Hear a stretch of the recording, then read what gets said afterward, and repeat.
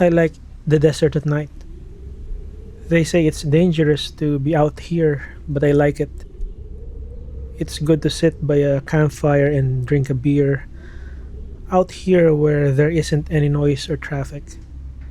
You can see all the stars because there aren't any electric lights to chase them away. Sometimes the wind sings to you, but then somebody usually comes along and messes it up somehow. Mostly it's drunks who want to beat you up because you're from the reservation.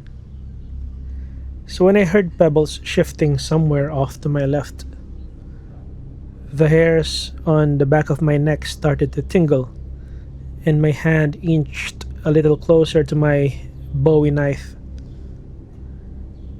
The figure that came walking out of the darkness didn't look very threatening. It was just an old man wearing traditional Navajo clothing and leaning on a crooked walking stick as he shuffled quietly towards me. "It's getting cold," came the old man's voice, as dry as the desert. I expected him to say more, but instead he just sat down across the campfire from me, laying the walking stick casually across his lap.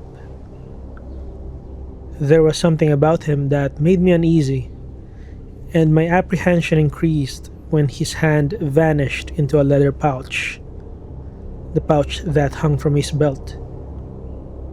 But then he pulled forth only a crumpled pack of cigarettes, holding them slightly towards me. "You smoke?" "Sure," I replied as my nerves began to relax. When he tossed me the pack, I noticed there were only 2 cigarettes left inside. I took one and tossed the pack back to him. I held my chrome Zippo towards him, but he instead took a wooden match from behind his ear, scraping it against a small gray rock that dangled from a leather cord worn around his neck. The sudden flare of light illuminated his ancient, weathered face, and his eyes seemed to sparkle eerily for a moment. Then he sat smoking silently. "Dangerous out here at night, you know," he spoke softly after a while. "Lots of things come out at night, even things nobody believes in anymore. They still come around sometimes." I smiled a little. "You mean ghosts and goblins?" "Maybe ghosts," he answered after considering it for a moment. "Not goblins, I don't think. Not even sure what a goblin is. But there are other things too. Things like the Skinwalkers. You know about them?" After that, a sudden chill ran the length of my spine as the old man studied me quietly.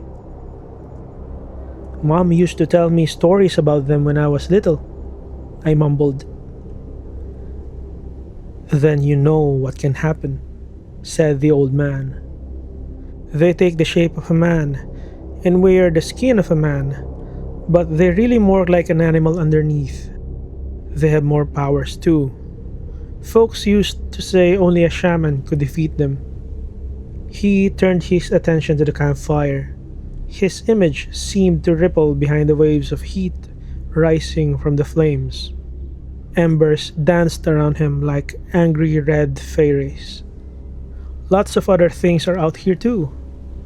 The Wendigo, the Chupacabra, all sorts of things. They don't come around much anymore, but sometimes they do."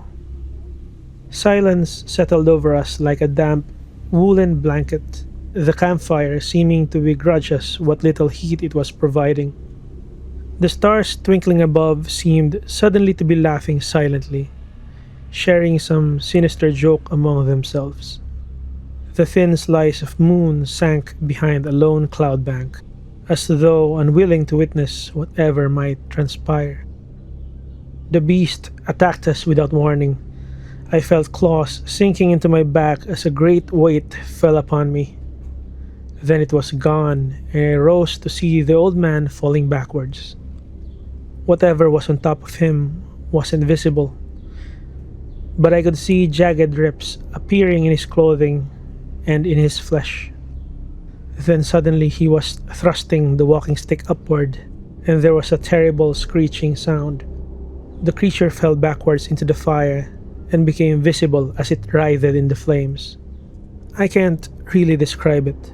Imagine a pale white maggot taller than a man, its bloated, mushy body bristling with claw-like barbs. There was something like a mouth at one end, with rows of shark-like teeth lining the inside. I saw a clump of black eyes that seemed completely lifeless as it rose from the fire and again hurled itself towards the old man. I'm not a hero. My brain was screaming for me to get out of there, to just run anywhere, to just get away. But then I heard the old man's screams, and I saw the empty cigarette pack lying crumpled on the ground, and something inside me stopped shaking and started getting angry instead. I tore away my clothes and then tore away my skin as well, revealing my true form. I was springing towards the ugly monstrosity before I really had the time to think about it, which is probably just as well. As I struggled with the creature, attacking savagely with my own teeth and claws, I caught a glimpse of the old man rising weakly to his feet. His walking stick was beginning to glow faintly, casting an eerie green light upon him as he moved forwards. He plunged the stick deep into the creature's side. The thing stopped biting at my face and made that deafening screeching sound again. But this time, it didn't stop screeching for a long time. I'm not sure if it died or just went someplace else when it faded from view. I hope it died. The old man reached down to recover his walking stick from where it had fallen, watching me carefully. It's difficult for me to speak when I'm in my true form, but I can manage if I concentrate. What was it? I managed to ask. No idea, he answered with a puzzled frown.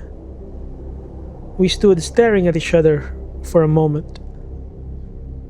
You gonna need a new shirt, I pronounced quietly, pointing a talon at his form and ruined clothing. That's nothing, he chuckled. You're gonna need a new skin. But then his smile faded, his grip tightening on the walking stick as he studied me in the campfire's flickering light. You can relax, I lisped. Shaman skin won't work on me. His eyes drifted uncertainly to his walking stick. Still, he said softly, I'm supposed to try to destroy you. Yep, I hissed. Same here, old man. We continued staring uneasily at each other for a moment longer. Then the old man's smile slowly returned. Crazy world, ain't it? Crazy world, I agreed. As he turned to go, I glanced around and saw the shredded remains of my jacket. Snagging it with a claw, I turned back towards the old man shuffling away into the darkness. Hey Pops, I called quietly, tossing him the fresh pack of cigarettes that had been in my jacket pocket. I think I managed something like a human smile. He nodded thanks and then vanished into the desert night.